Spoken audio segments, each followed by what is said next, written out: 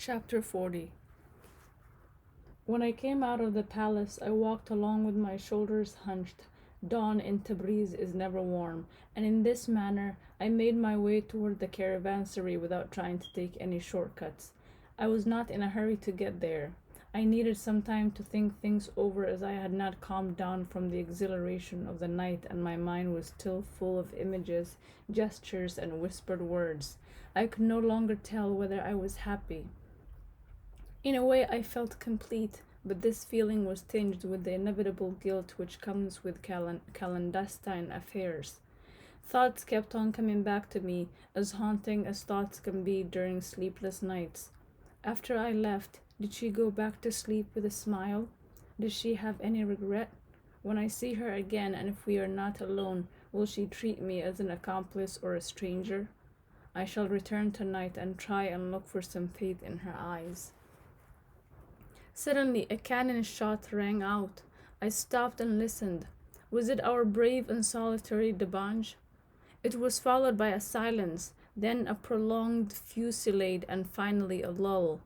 I ventured a few more steps and kept my ears peeled. There was a new roar immediately, followed by a third. By this time, I was starting to be worried. A single cannon cannot fire at that rate. There had to be two or even more. Two shells exploded a few streets away from me, and I started to run towards the citadel. Faisal quickly confirmed the news which I feared. The first of the Shah's forces had arrived during the night. They had taken up position in the districts held by the religious chiefs. Other troops were on their way and were converging from all directions. The siege of Tabriz had begun. The tirade given by Colonel Lyakov, the military governor of Tehran and the architect of the coup d'état, before his troops set off for Tabriz, went along the following lines. Brave Cossacks, the Shah is in danger. The people of Tabriz have rejected his authority and have declared war in an attempt to force him to recognize the constitution. The constitution would abolish your privileges and dissolve your brigade. If it triumphs, it is your women and children who will go hungry. The Constitution is your worst enemy, and you must fight like the Furies against it. The way you destroyed the Parliament has aroused the greatest admiration throughout the world. Follow this salutary action, and by crushing the rebel city, and on behalf of the sovereigns of Russia and Persia, I promise you money and honors. All the riches of Tabriz are yours. You only have to help yourselves. The command which was shouted out in Tehran and St. Petersburg and murmured in London was the same. Tabriz must be destroyed. It deserves the most exemplary punishment. If it is defeated, no one will dare speak of a constitution, parliament, or democracy. Once again, the Orient will be able to sink comfortably into death. That is how the whole world came to witness a strange and heart-rending race over the following months, while the example set by Tabriz started to revive the flame of resistance in various corners of Persia. The city itself was undergoing a more and more rigorous siege. Would the constitutionalists have enough time to pick themselves up, organize, and take up arms before their bastion gave out?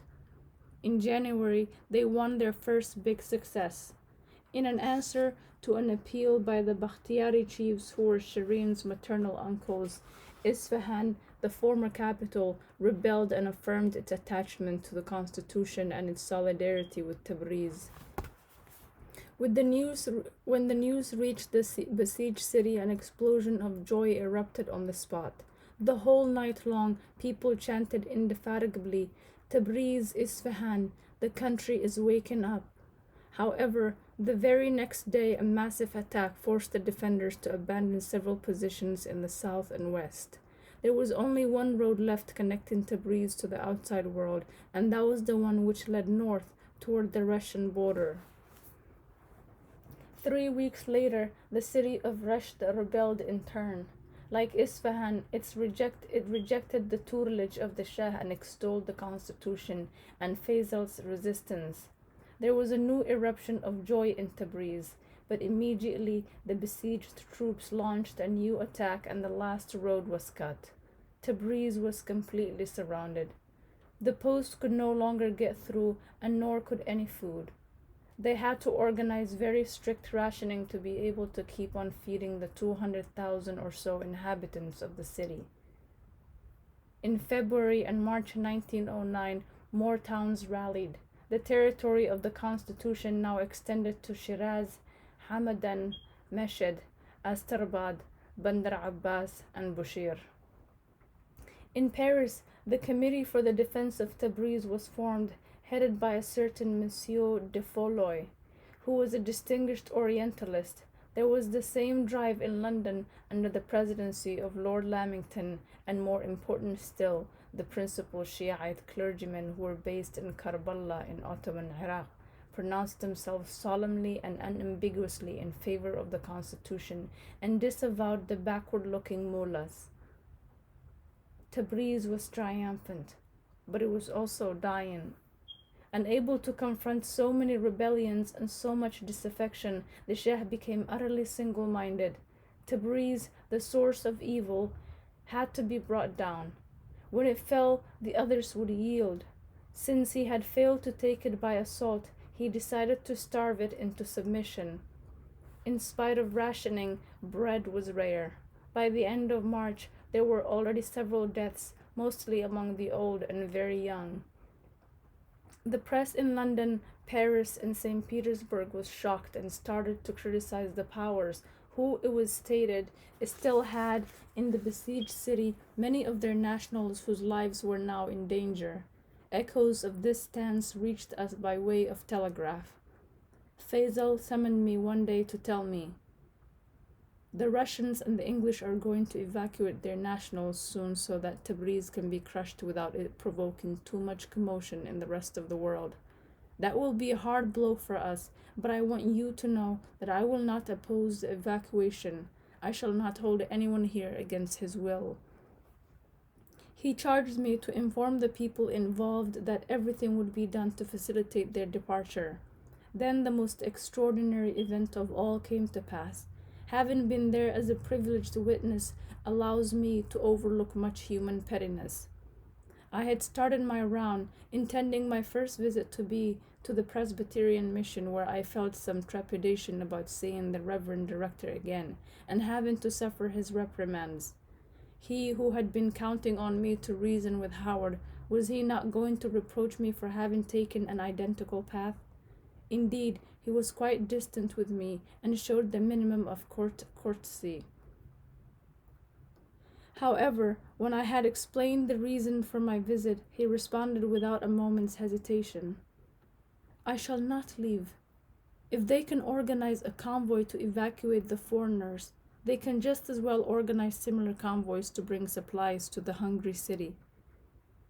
I thanked him for his viewpoint, which seemed to me to conform to the religious and humanitarian ideal which drove him. Then I went off to visit 3 businesses which were in the vicinity, and to my great surprise, their response was identical. The businessmen did not wish to leave any more than the pastor.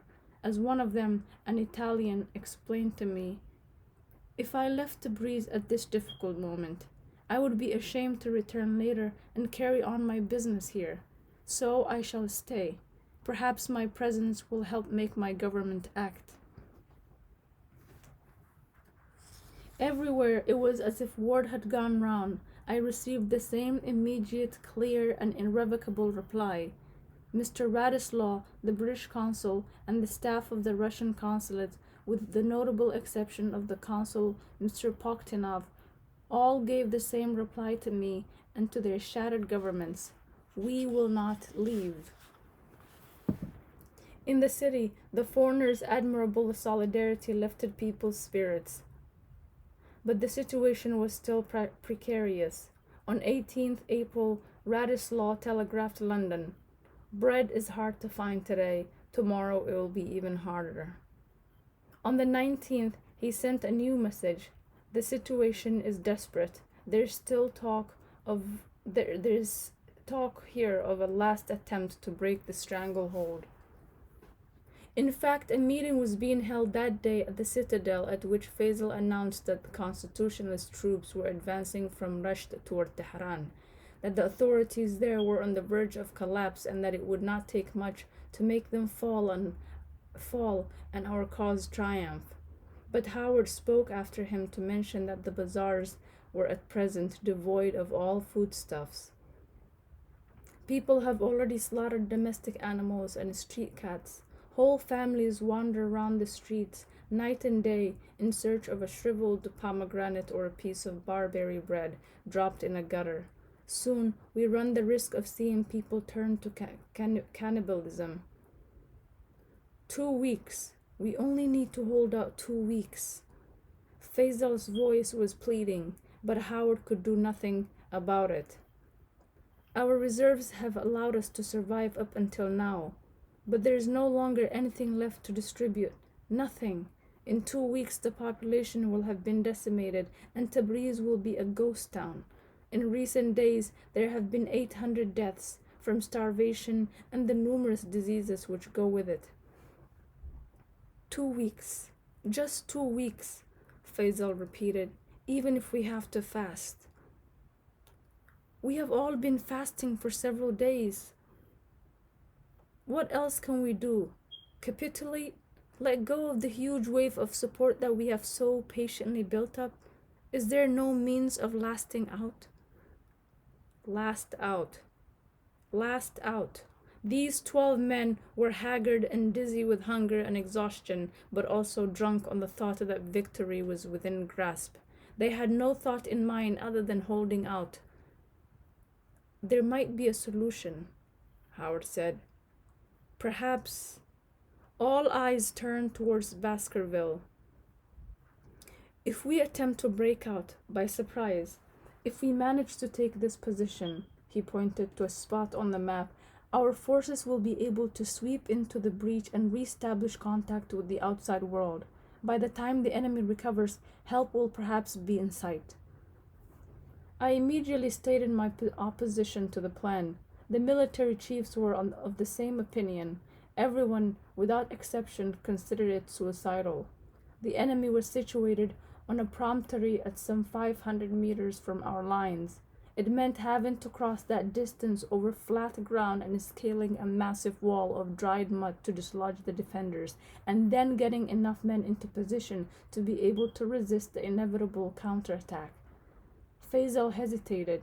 He was not even looking at the map, but was pondering over the political outcome of the operation. Would it allow him to gain a few days?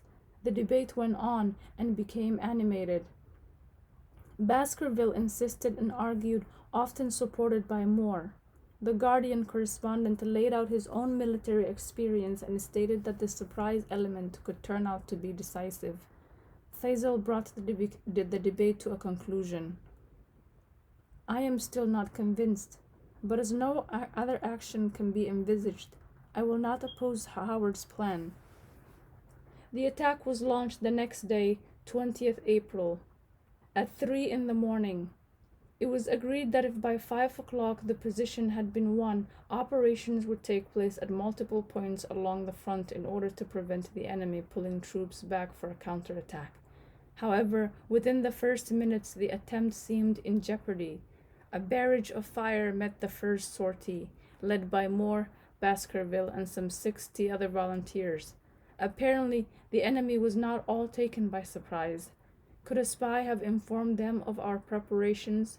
We will never know, but the sector was guarded, Lyakov having entrusted it to one of his most adept officers. Faisal sensibly ordered the operation to be halted without delay and had the signal for a withdrawal given. A lengthy bird call. The fighters rushed back. Several of them, including Moore, were wounded. Baskerville was the only one who did not return. He had been felled by the first salvo. For 3 days, Tabriz would live to the rhythm of condolences. There were discreet condolences at the Presbyterian Mission and noisy, impassioned, incensed condolences in the districts held by the Sons of Adam. My eyes were red as I shook hands with people whom I mostly did not know, and I listened to endless tributes. Among the throng of visitors was the English consul. He took me aside. It will perhaps be of some consolation to you to learn that 6 hours after your friend's death, I received a message from London informing me that the powers had reached agreement on the question of Tabriz. Mr. Baskerville will not have died in vain. An expeditionary force has already set out to relieve the city by bringing in provisions as well as to evacuate the foreign community. A Russian expeditionary force? Of course, Radislaw admitted. They are the only ones who have an army in the area. However, we have obtained guarantees. Constitutionalists will not be troubled and the Tsar's troops will withdraw when their mission is completed. I am counting on you to convince Faisal to lay down his arms. Why did I accept? Perhaps I was overwhelmed or exhausted, or maybe a Persian sense of fatalism had worked its way into me. Whatever the reason, I did not protest and let myself be persuaded that I was the one who had to carry out this loathsome mission. However, I decided not to go to Faisal's straight away. I preferred to escape for a few hours to Shireen. Since our night of love, I had only met her again in public. The siege had created a new atmosphere in Tabriz. People were always speaking of enemy infiltration. They thought that they saw spies or sappers everywhere. Armed men patrolled the streets and guarded the axes of the main buildings. There were often 5, 6, or sometimes more men at the gates of the empty palace. Although they were always ready to greet me with beaming smiles, their presence effectively prevented a visit being discreet. That evening, everyone's vigilance was relaxed, and I managed to wend my way as far as the princess's bedroom. The door was ajar, and I pushed it noisily. Shireen was sitting up in bed with the manuscript open on her knees. I slipped to her side, shoulder to shoulder, and hip to hip. Neither of us had any thought for caresses, but that night we loved in a different fashion, immersed in the same book. She guided my eyes and lips. She knew every word, every painting. For me, it was the first time. She would often translate into French in her own way the ends of poems which dealt with a wisdom which was so accurate or a beauty so timeless that one forgot that they had been uttered for the first time 8 centuries earlier in some garden in Nishapur, Isfahan, or Samarkand. The wounded birds hide so they may die. There were words of heartache and consolation, the touching monologue of a defeated and dignified poet. Peace to man in the black silence of the beyond. But there were also words of joy and sublime unconcern. Some wine, let it be as pink as your cheeks, and my regrets as light as your locks. After we had read aloud the very last quatrain and gazed admiringly at each miniature, we turned back to the beginning of the book to go through the chronicles written in the margins. First of all, we read the one by Vartan the Armenian, which covered a good half of the work, and thanks to which that night I learned the history of Khayyam, Jahan, and the 3 friends. There followed the chronicles written by the librarians of Al-Maut, father, son, and grandson, each chronicle being 30 pages long and telling the manuscript's extraordinary fate after it was stolen from Marwa, and its influence on the assassins, as well as the concise history of the assassins up until the invasion of the Mongol hordes. Shireen read out the last lines as I could not make out the handwriting very easily. I had to flee Al-Maut on the eve of its destruction toward Kirman, my place of birth, carrying the manuscript of the incomparable Khayyam of Nishapur, which I have decided to hide this very day in the hope that it will not be found until there are men fit to hold it, and for that I put my trust in the Almighty. He guides whom He wishes and leads astray whom He wishes. There followed a date, which according to my reckoning corresponds to 14 March 1257. This set me thinking. The manuscript ends at the 13th century, I said. Jamal ad-Din was given it in the 19th. What happened to it in the meantime? A long sleep, said Shireen, an interminable oriental siesta. Then it was jolted awake in the arms of that madman, Mirza Reza.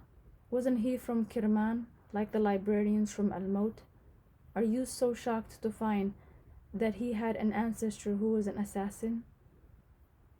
She had got up and gone to sit on a stool in front of her oval mirror with a comb in her hand. I could have stayed hours just watching the gracious movements of her bare arms, but she brought me back to the prosaic reality of things. You must get ready if you do not wish to be caught in my bed. In fact, daylight was already flooding into the room as the curtains were too light. It is true, I said wearily. I almost forgot your reputation. She turned toward me, laughing. Exactly. I have my reputation to maintain. I do not want it told in all the harems of Persia that a handsome stranger was able to pass a whole night at my side without even thinking of taking his clothes off. No one would ever desire me again. After placing the manuscript back in its box, I placed a kiss upon my beloved's lips, and then I ran down the corridor and through 2 secret doors to dive back into the turmoil of the besieged city.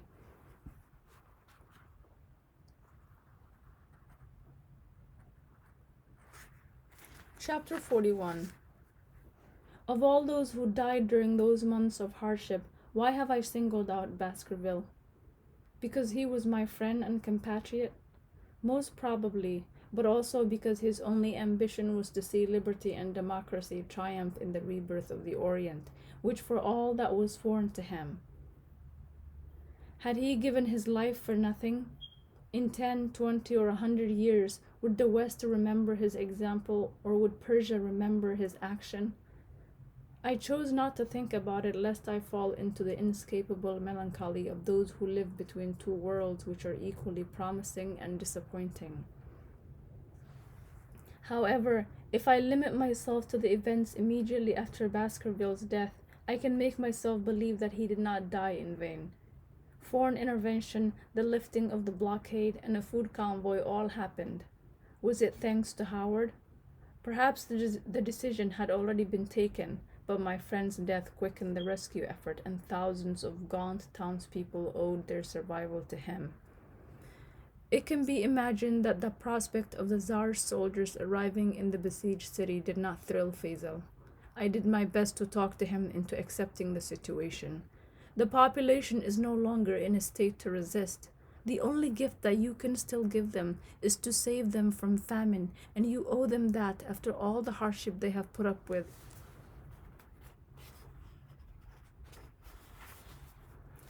To have fought for 6 months only to end up under the thumb of Tsar Nicola, the Shah's protector. The Russians are not acting alone. They have the mandate of the whole international community. Our friends throughout the world will applaud this operation. To resist it or to fight it would be to lose the benefit of the enormous support which has been lavished upon us so far. But to submit and lay down our weapons now that victory is in sight. Is it me that you're talking to, or are you just inveighing against fate? Faisal recoiled and gave me a look of deep reproach. Tabriz does not deserve to be humiliated. I can do nothing about it, and neither can you. There are some times when any decision is a bad one, and we must choose the one we will regret least. He seemed to calm down and gave the matter serious thought. What fate is in store for my friends? The British are guaranteeing their safety.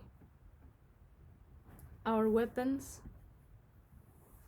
Everyone will be able to keep his rifle. The houses will not be searched with the exception of those from which there was shooting.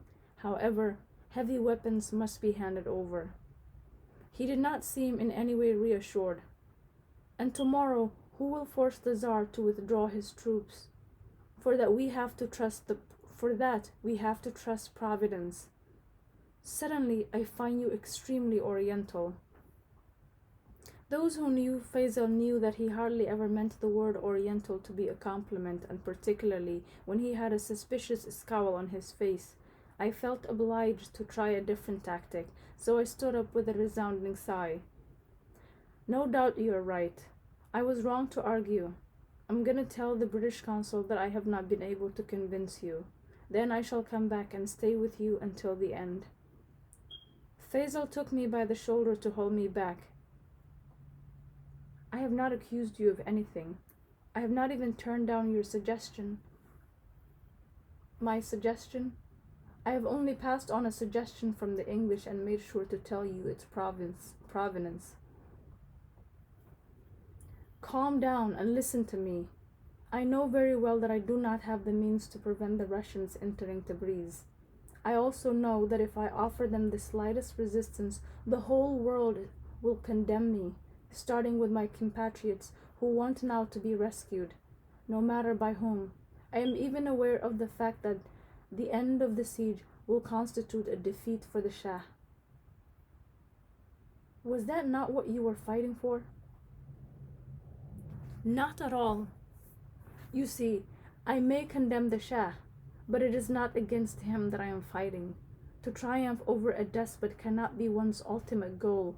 I have been fighting so that Persians might be aware of being free, being sons of Adam as we say we are, so that they might have faith in themselves and their strength and be able to take their place in today's world. That is what I wanted to see come to pass here. This city has thrown off the tutelage of the Shah and the religious chiefs. It has defied the powers and aroused the support and admiration of well-intentioned men everywhere. The people of Tabriz are on the verge of winning, but they are not allowed to. It is feared that they would set a precedent, and they must therefore be humiliated. The proud population of this city will have to bow to the Tsar's soldiers for bread. You, who were born free in a free country, ought to understand. I remained silent for a few strained seconds and then brought the matter to a conclusion. So what do you want me to reply to the English consul? Faisal forced his face to smile. Tell him that I will be delighted to seek asylum once again in His Majesty's consulate. I needed some time in order to understand just how much Faisal's bitterness was justified, for in the short term events seemed to contradict his fears. He only stayed a few days at the British consulate before Mr. Radislaw drove him in his car across the Russian lines to the outskirts of Qazwin. There he could join the constitutionalist troops who, after a long wait, were preparing themselves to march toward Tehran. In fact, while Tabriz was in danger of being strangled, the Shah had a powerful means of dissuasion against his enemies, and he could still manage to frighten and contain them. Once the siege was lifted, Faisal's friends felt free to move, and with no further delay, they set off to march on to the capital, which they did with two armies, one coming from Qazwin in the north and the other from Isfahan in the south.